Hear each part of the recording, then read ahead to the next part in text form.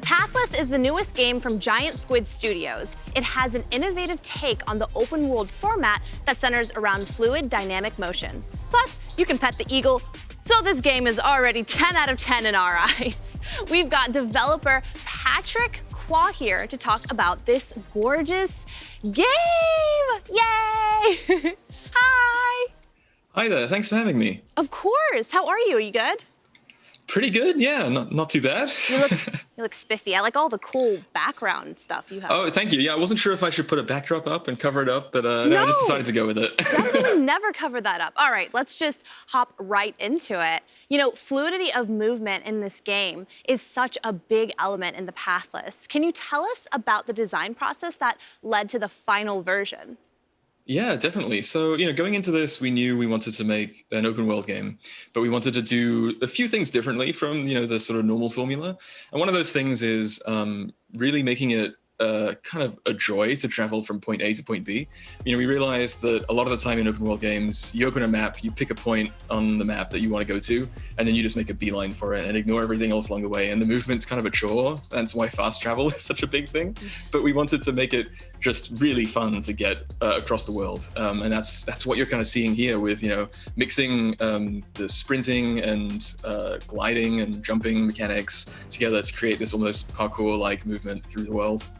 Parkour is such a great way of describing that because I had the chance, to play a little bit, and it felt so cathartic. I was telling Jack a little bit before, I was like, it felt so calming and soothing, especially with the soundtrack and everything. And as you mentioned, there is no map and no fast travel in the Pathless. How early in development did you exclude those features? Yeah, so very early on, we kind of knew we didn't want a map. It's kind of in the whole ethos of the narrative as well, the Pathless being the title. We knew that we didn't want to ever force players to go in a specific direction. We want to kind of drop you in the world and let players explore to their heart's content. And so very early on, we knew no maps. It's sort of this idea that you can use the world and the landmarks within the world and kind of get up high and look around and use this sort of mechanic that we put in quite early on called the spirit mask. And when you wear that, you can peer into the spirit realm and you can see, little points of interest in the distance and little secrets that might be hidden to the naked eye.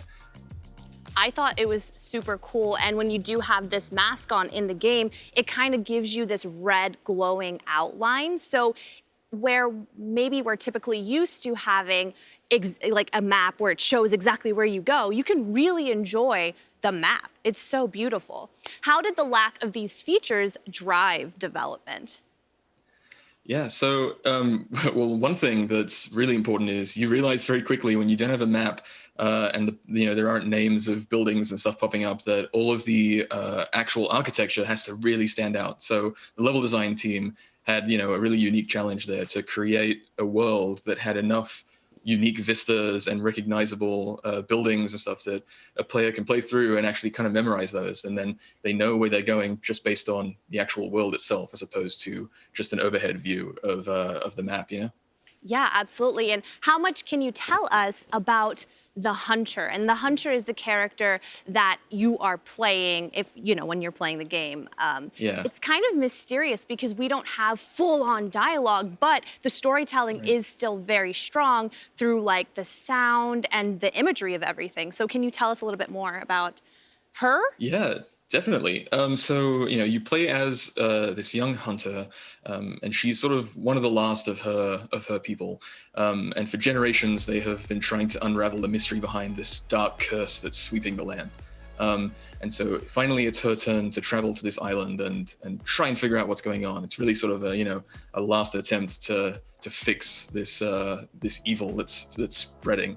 And very early on, she gets to this island and realizes that something very bad is afoot. The sort of spirits of the land that once protected it are now corrupted by this curse and rage-filled monsters.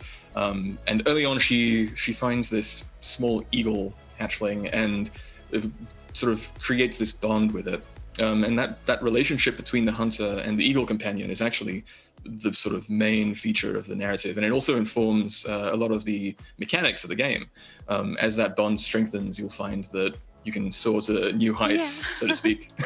Well, metaphorically and possibly literally, who knows? You might have to find out yourself. Yeah. Petting the eagle is so freaking precious.